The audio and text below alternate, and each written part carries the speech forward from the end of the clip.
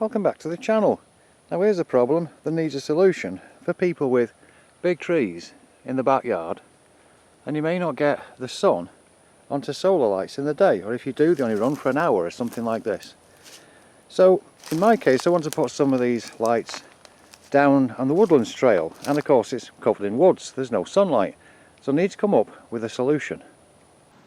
So what I'll use for this project is this 1 amp panel that I made recently and put that well away from the trees in some sunlight, and a power bank and all the parts from that project where I made the panel.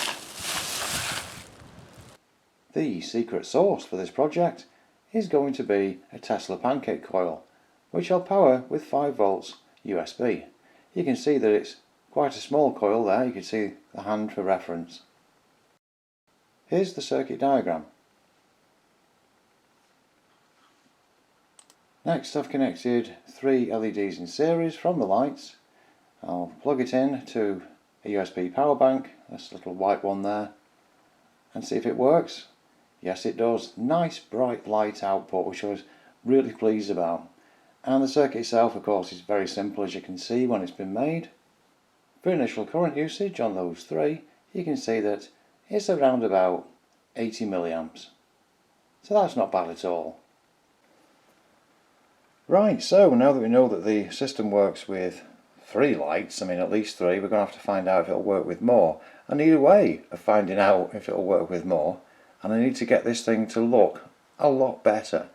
So reusing these parts should allow to do that. But we need to connect them up together, and what I've thought is to use these little pins that you often get with project parts. And there's also a selection here of the males and the female ends. So if I can cut off a couple of each, then we should have an input and an output. We should be able to make wires to connect to multiples of these lights. I'll be able to show you what I mean better when I've built one. So the first thing to do is I'll use this one as a test thing. I'll take out the circuit, I'll just leave in the LED, and then I'll cut at the back because I realised left or right is going to mess up connecting them in multiple. So I'll put the plugs at the back. After the glue dried on the socket and the LED, I've run 2 wires across to connect the 2. So that's it, that's as simple as it is. And now I can put this light together using a couple of the saved screws, thankfully, and that'll be one done.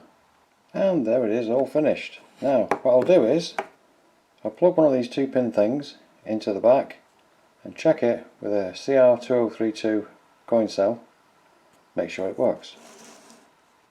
There we go, the 2 pins are in the back, and now I'll put the coin cell to it, and there we are, the light is on, and nice and bright off that coin cell. Anyway, now to make a few more of these, and then I'll make the wires to connect everything together. I've made another 5 of these, and while waiting for the glue to dry on the end pieces to keep them in place, I did a bit of testing and I found out that they will work, there we are, with 1.5 volts. But the light is less, so I mean the thing is it would work with a regular solar garden light circuit, but the output would be lower, I guess, with 6 rather than these 3. So I'll keep with USB, but it's just an interesting finding. Right, next to put these in their cases and to make up the connecting wires. The next thing to do is to connect all these up. So I'm going to put a wire coming out of the coil, go in, come out, go in, go out. So it's going one line, about 30 feet I think, and then for termination I'm not sure whether putting it into just the ground will work, so that'll be a single wire system, or maybe I'll need to run another line back from the end one to the coil. We'll have to find out. Here's the salvaged wire I'll be using. So what I did was I measured out about 7 feet of wire, which turned out to be 17 turns around this pose bottle, and then copied that around and around and around, connecting one to the next to the next. So we now have the wire all nicely arranged on the pills bottle. I've got some wire left over, which I hope will be enough to run from the end one back to the coil. So the next thing to do is to put the other parts of the cases onto those ones so they look like that one, and then take this lot down to the woods and try it out. Here's the system now down in the woods, and next I'll connect it up.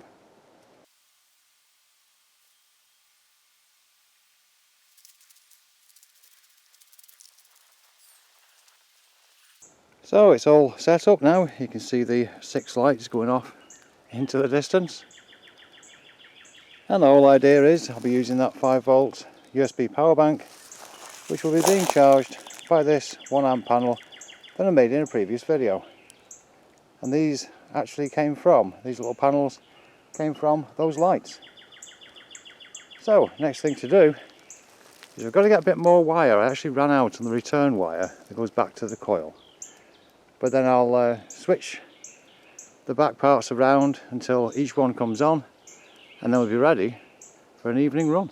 I've just started up for the first time. It's using about 150 milliamps, somewhere like that. But surprisingly, I mean, I know it's still bright outside, but we've got 1, 2, 3. You can see that in the shadow. 4. Number 5 is out, but number 6 is on.